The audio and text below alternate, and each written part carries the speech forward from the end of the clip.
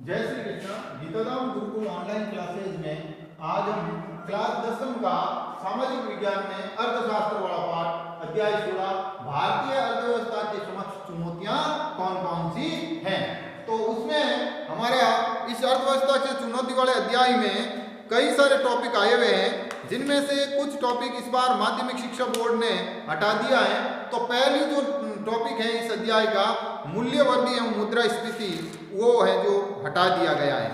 दूसरा जो टॉपिक है इसका गरीबी, इसको, और एक टॉपिक है बेरोजगारी। कौन सा है? बेरोजगारी, इसको रखा गया है। बेरोजगारी और गरीबी को तो आपके 2021 के कोर्स में रखा गया है, और मुद्रास्फीति और मूल्यवर्धी वाला जो टॉपिक है उसको इस साल माध्यमिक शिक्षा बोर्ड से हटा दिया गया है। तो हम इसका 16.1 की जगह 16.2 का अध्ययन करेंगे। गरीबी किसे कहते हैं? तो गरीबी कहते किसे हैं? गरीबी क्या है? तो इसका यह है कि व्यक्ति की वह स्थिति है जिसमें व्यक्ति जीवन निर्वाह न्यूनतम आवश्यकताओं को पूरा करने में, गरीबी वह स्थिति है, एक स्थिति है, क्या है? स्थिति है जिसमें जीवन निर्वाह की न्यूनतम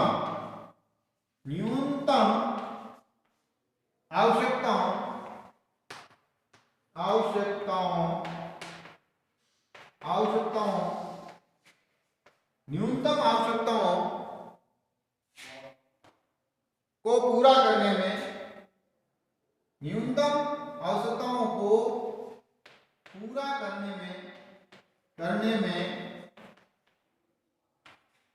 असफल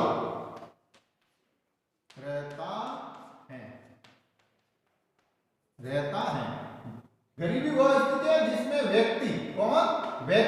एक व्यक्ति अपनी न्यूनतम आवश्यकताएं जो उसके जीवन निर्वाह के लिए जरूरी हैं, उसमें वो पूरी करने में असफल रहता है।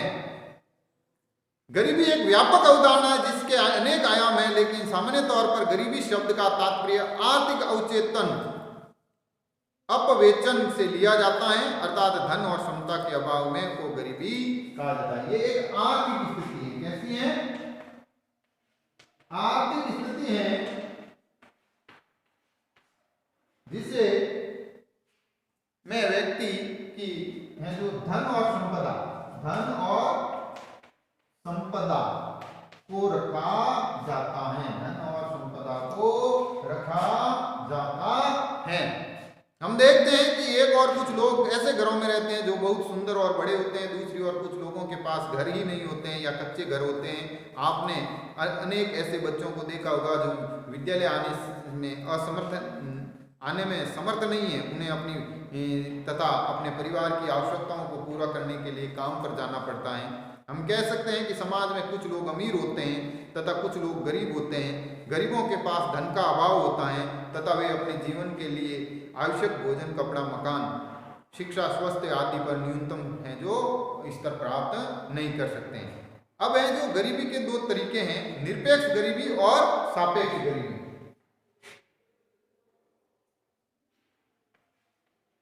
निरपेक्ष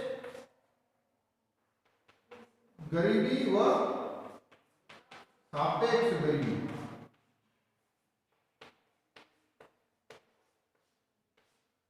निरपेक्ष गरीबी और सापेक्ष गरीबी, इसमें जीवन निर्वाह हेतु न्यूनतम या मूलभूत आवश्यकताओं का एक मानक स्तर तय कर लिया जाता है। इसके पश्चात उन लोगों के निरपेक्ष गरीबी की स्थिति को मापा जाता है। निरपेक्ष गरीबी में क्या होता है? मानव की न्यूनतम या मूलभूत आवश्यकता,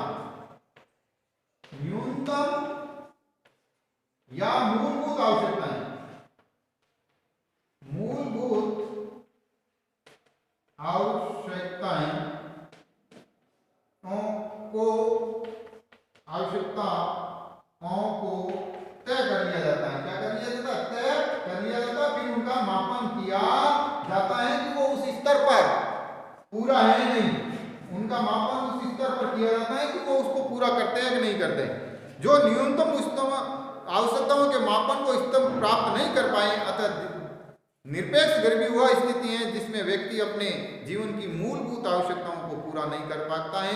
निरपेक्ष गरीबी का विचार अविकसित राष्ट्रों में अधिक उपयोगी है। और ये जो विचार है, यह आपका विकसित राष्ट्र, इनको पिछड़े राष्ट्र भी कहते हैं। भारत जैसे राष्ट्रों में जब गरीबी शब्द का उपयोग किया जाता है तो इसका तात्पर्य निरपेक्ष गरीबी से ही होता है। न्यूनतम या मूलभूत आवश्यकताओं का मानक सभी स्तर पर राष्ट्रों में अलग अलग होता है और ये सभी राष्ट्रों के लिए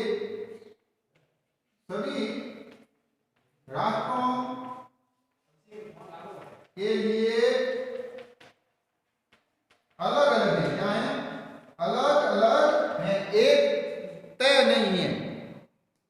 यह स्तर मानक राष्ट्र स्तर के विकास की स्थिति है जो लोगों के जीवन स्तर, आर्थिक अर्थव्यवस्था में मुद्रा स्थिति की स्थिति पर आदि पर निर्भर करता है। ये कारक सभी राष्ट्रों में अलग अलग हैं, अतः सभी राष्ट्रों में निरपेक्ष गरीबी के निर्धारण हेतु न्यूनतम आवश्यकताओं का जो मानक है वह भी अलग है, अर्थात गरीबी रेखा भी भिन्न भिन्न होती है।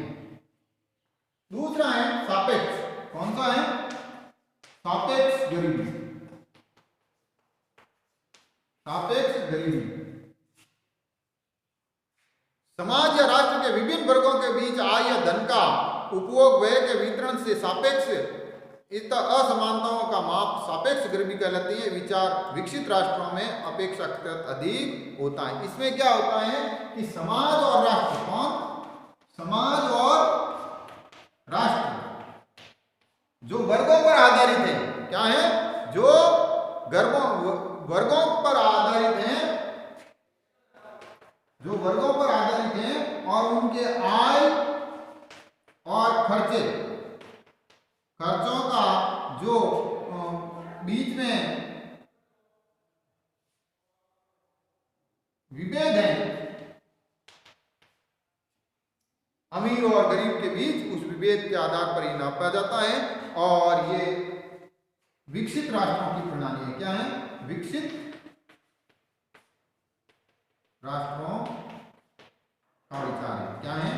विचार है, अर्थात दो वर्ग कि कौन किस पर कितना खर्च करता है और कौन किस पर कितना धन व्यय या उपयोग करता है, उन पर। अब भारत में गरीबी का मापन क्या है वो हम पढ़ेंगे, जो हमारे लिए जरूरी है।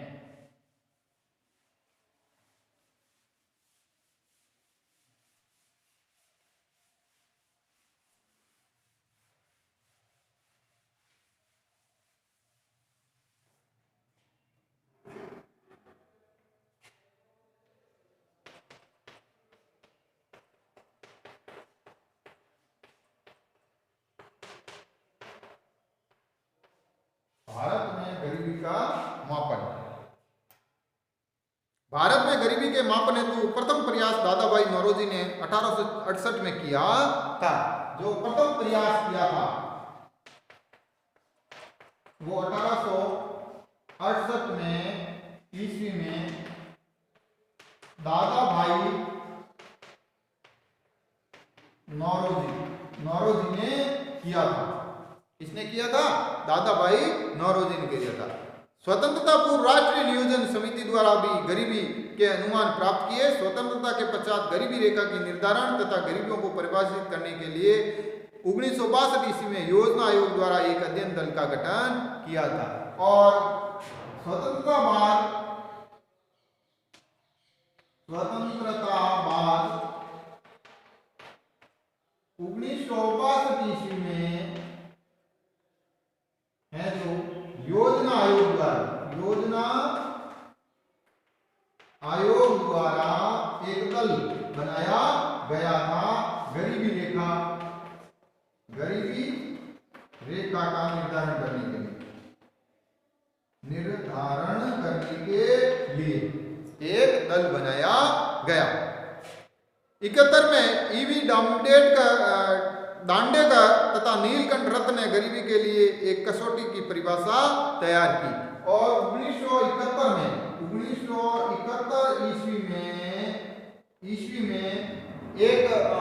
अर्थशास्त्री था वी एम दांडेकर, और दूसरा बंदा था उसका नाम था नीलकंठ रथ।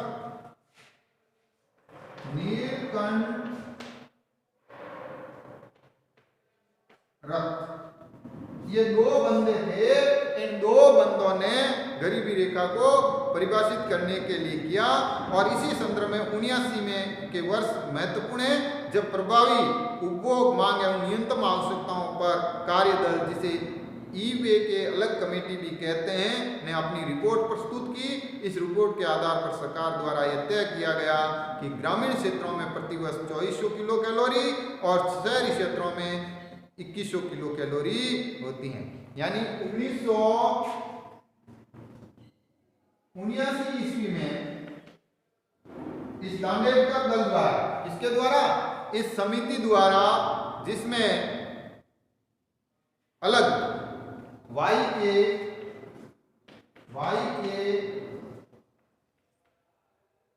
अलग समिति द्वारा तय किया गया कि ग्रामीण क्षेत्र में 2400 किलो कैलोरी और शहरी क्षेत्र में 2100 किलो कैलोरी है, जो न्यूनतम भोजन की मांग क्षेत्र में। और यदि कोई व्यक्ति उपभोग में इससे कम कैलोरी प्राप्त करता है तो उसे गरीब माना जाएगा। इस कैलोरी से अगर कम प्राप्त करता है तो वह गरीब कहलाया जाएगा। क्या कहलाया जाएगा? गरीब कहलाया जाएगा। इसे कैलोरी या उपभोग आधारित गरीबी रेखा कहा गया है, और इसके पश्चात डीटी लकड़वाला, सुरेश तेंदुलकर, सी रंगराजन की अध्यक्षता में भी योजना आयोग द्वारा गरीबी के अनुमान हेतु कार्य दलों का गठन किया। लकड़वाला फार्मूला द्वारा 13, 94 तथा 4-5 के लिए गरीबी अनुमान लगाए गए। सुरेश तेंदुलकर और सी रंगराजन के द्वारा गरीबी निर्धारण का आधार उपभोग व्यय माना गया। इसे गरीबी रेखा के मापन हेतु खाद्यान्न तथा गैर खाद्यान्न वस्तुओं की न्यूनतम मात्राओं का समूह, जिसे गरीबी रेखा बास्केट तैयार किया, और ये अनुमान लगाया कि बाजार कीमतों के आधार पर वस्तुओं की इस न्यूनतम मात्राओं के समूह यानी बास्केट का क्रय हेतु कितने व्यय की मांग होती है। उनके अनुसार पाया कि 11-12 में शहरी क्षेत्रों में 1000 रुपये से कम प्रति व्यक्ति मासिक उपभोग, और ग्रामीण क्षेत्रों में 816 मासिक उपभोग करने वाला गरीब है। और तेंदुलकर उन्होंने पाया कि 11-12 के रिपोर्ट के अनुसार, 2011-12 की रिपोर्ट के अनुसार शहरी व्यक्ति अगर 1000 रुपये से कम, और ग्रामीण व्यक्ति, कौन सा? ग्रामीण व्यक्ति 816 रुपये से कम, क्या है? कम मासिक। कैसा? मासिक। अगर वो खर्च करता है तो गरीब गिना जाएगा। सुरेश तेंदुलकर के अनुमानों के आधार पर भारत ने 21.92% लोग हैं, लगभग 27 करोड़ लोग गरीबी रेखा के नीचे जी आए। यानी यह 21.92% गरीब, यानी लगभग 27 करोड़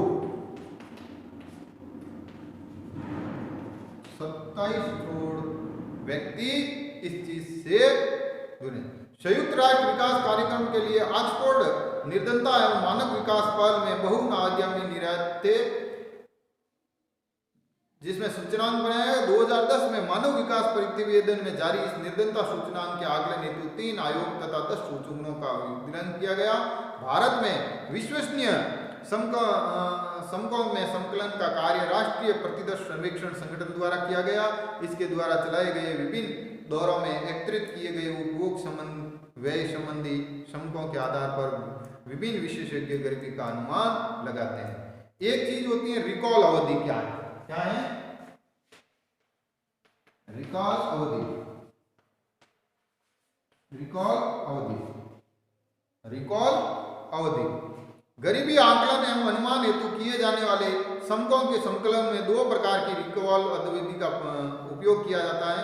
समान रिकॉल अवधि में यूनिफॉर्म रिकॉल पीरियड 30 दिन की अवधि के लिए और उपभोग के समक एकत्रित किए जाते हैं, और मिश्रित काल अवधि में खाद्यान्न तथा गैर खाद्यान्न वस्तुओं के उपयोग में समक एकत्रित करने के लिए दो अलग अलग संदर्भ अवधियों 30 और 365 का प्रयोग किया जाता है। रिकॉल अवधि में एक तो 30 दिन का और दूसरे में 30 व 365 दिन का उपभोग होता है। क्या होता है? उपभोग खर्च होता है। क्या होता है? खर्च है जो होता है उसके आधार पर ये रिकॉल तय किया जाता है। अब भारत में गरीबी के कई कारण हैं। क्या हैं? भारत में गरीबी के कई कारण हैं। उन कारणों को हम पढ़ेंगे, जिनमें पहला कारण है आपका, वो है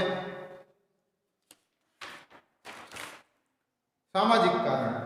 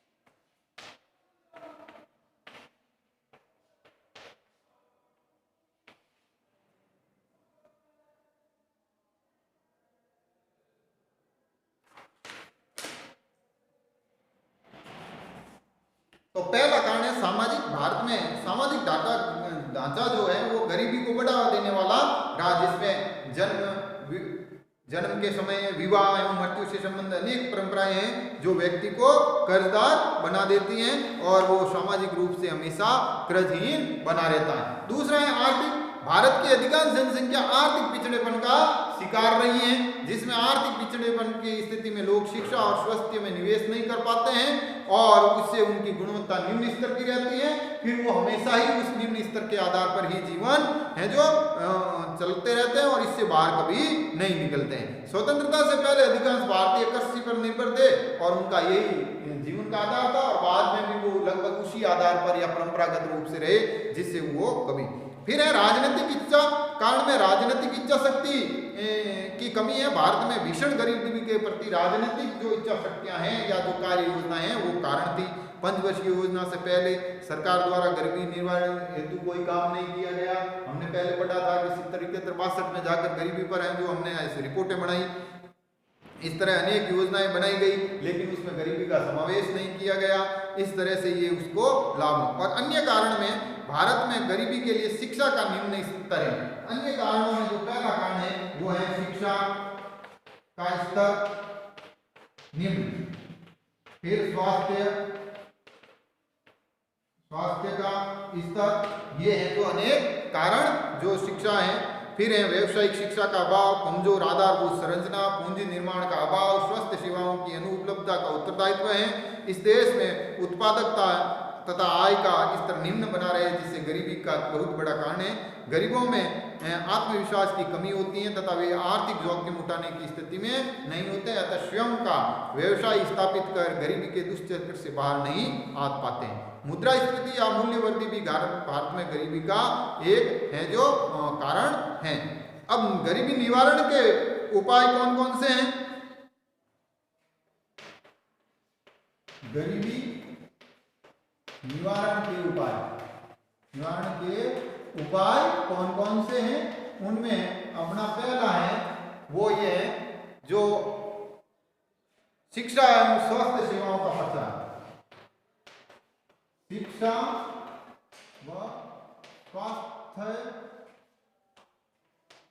सेवाओं का प्रसार।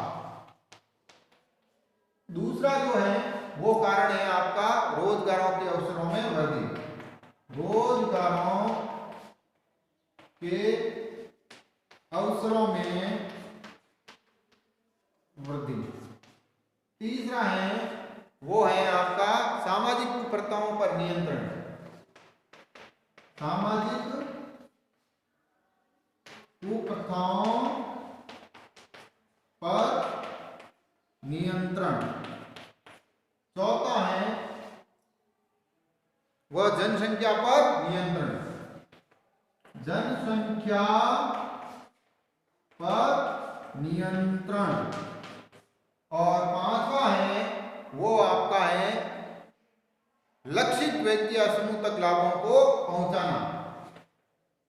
लक्षित व्यक्ति या समूह तक लाभों को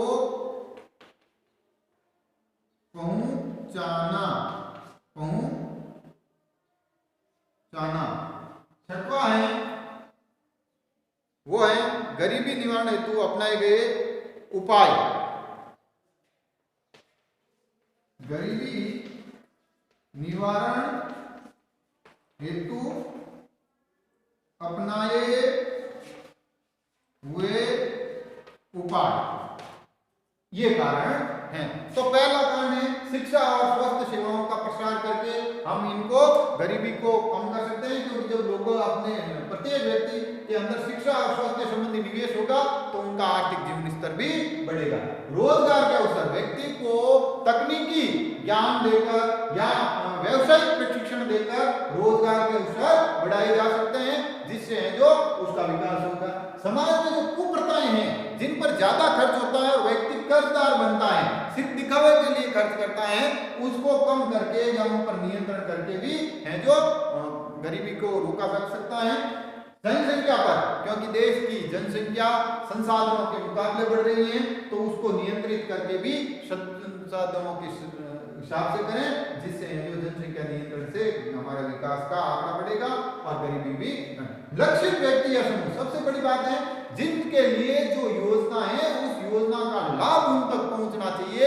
बीच के व्यक्ति या अन्य समूह को उसका लाभ नहीं मिले या फिर उस योजना पर वो कोई अतिक्रमण नहीं करे, तो इससे और गरीबी निवारण हेतु जो उपाय बताए गए हैं कि धीरे प्रत्येक सार्थक प्रयास नहीं किए। सरकार को ये विश्वास था कि आर्थिक प्रगति के अभाव में समाज कमजोर वर्ग धीरे धीरे पहुंच जाएगा, गरीबी की समस्या का समाधान आर्थिक विकास के साथ स्वतः हो जाएगा। बाद में ये स्वीकार किया गया कि विकास दर बहुद्वीपीय है, इससे लाभ की अपेक्षित मात्रा कभी पर नहीं पहुंचती है। इसलिए सरकार को भी चाहिए कि जो उपाय करें वो सार्थक उपाय करें और जिससे लोगों को। तो आज का आपका यही पाठ है, कल हमें जो पढ़ेंगे बेरोजगारी के संबंध में। धन्यवाद।